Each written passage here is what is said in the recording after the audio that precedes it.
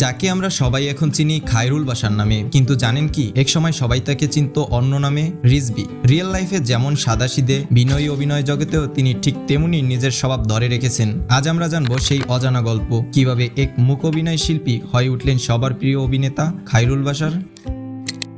ছোটবেলা থেকে তিনি পরিচিত ছিলেন রিজভী নামে, কিন্তু অভিনয় জগতে পা রাখার পর থেকেই তিনি হয়ে গেলেন খায়রুল বাশার। যেন নিজের নতুন পরিচয় নিয়ে শুরু হলো জীবনের নতুন অধ্যায়। খায়রুল বাশার হতে চেয়েছিলেন শিক্ষক, কিন্তু তার হৃদয় টান ছিল অন্য পথে, গান আর অভিনয়ের পথে। পড়াশোনা করলেন ঢাকা বিশ্ববিদ্যালয়ের সঙ্গীত বিভাগে, যদিও এই সিদ্ধান্তে তার পরিবারের সম্মতি ছিল না। তাদের আশঙ্কা ছিল সঙ্গীতে পরে ভবিষ্যৎ অনিশ্চিত। পেয়েছিলেন মূক অভিনয়ের পুরস্কার। 2011 থেকে 2017 সালের মধ্যে তিনি করেছেন প্রায় 400টি শো, স্ট্রিট শো থেকে শুরু করে বড় বড় স্টেজ শো পর্যন্ত। এমনকি মূক অভিনয়ের দল নিয়ে দেশের বাইরেও গিয়েছিলেন। এভাবে ধীরে ধীরে মঞ্চের মানুষ হয়ে উঠলেন তিনি।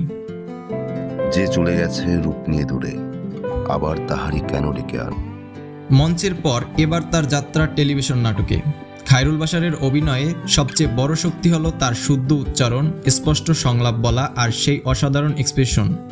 দর্শকরা সহজেই তার চরিত্রের সাথে সংযোগ তৈরি করে ফেলেন। খায়রুল বাশার অভিনয়ের নিঃশব্দ বিস্ময়। খায়রুল বাশার এই নামটি এখন বাংলা নাটক জগতে এক অনন্য উদাহরণ। তার অভিনয়ে নেই কোনো অতিরঞ্জন, নেই অপ্রয়োজনীয় গ্ল্যামার, আছে কেবল চরিত্রে ডুবে যাওয়া এক অসাধারণ ক্ষমতা। পর্দায় তাকে দেখলে বোঝা যায় শিল্পী জন্মায় বলেই এমন অনুভব তৈরি হয়, যেখানে সংলাপ নয়, চোখের দৃষ্টি, মুখের অভিব্যক্তি আর শরীরের ভাষাই কথা বলে।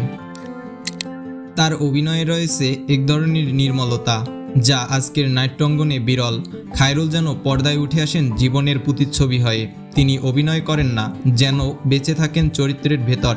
এই সহজ সরলতা, গভীরতা আর পরিণতির ভাব তার বয়সের তুলনায় এক বিস্ময়কর বিষয়। বলা যায় তিনি এমন একজন শিল্পী যিনি প্রতিটি চরিত্রকে নিজস্ব জীবন দেন আর প্রতিটি দৃশ্যকে বানিয়ে তোলেন হৃদয়ের আয়না। তার অভিনয় দেখে দর্শক কাঁদে, হাসে, চিন্তা করে। এটাই একজন সত্যিকারের শিল্পীর শক্তি। ময়মনসিংহে জন্ম নেওয়া এই মানুষটি আজ ঢাকার নাটক জগতে নিজের জায়গা পাকা করে নিয়েছেন। অবসর সময় তিনি লেখালেখিও করেন, কারণ তিনি বিশ্বাস করেন শিল্পী হতে হলে প্রথমে হতে হবে একজন ভালো মানুষ। কি? তুমি আমার দেশে মরিস। তার মানে কি আমি দেখতে খারাপ? খায়রুল বাশার শুধু একজন অভিনেতা নন, তিনি আমাদের সময়ের এক মূল্যবান সংযোজন। তার প্রতিটি কাজেই যেন লুকিয়ে থাকে আরও বড় কিছু হবার ইঙ্গিত। আমরা যারা নাটক ভালোবাসি তাদের জন্য তিনি এক নির্ভরতার নাম, নিঃশব্দে কাজ করে যাওয়া এক উজ্জ্বল নক্ষত্র। আর খায়রুল বাশার হচ্ছেন আমাদের এই সময়ের অভিনয়ের আকাশের এমন এক নক্ষত্র যাকে ধরা যায় না, কিন্তু অনুভব করা যায়, যার আলো চোখে নয়, পৌঁছায় হৃদয়ে।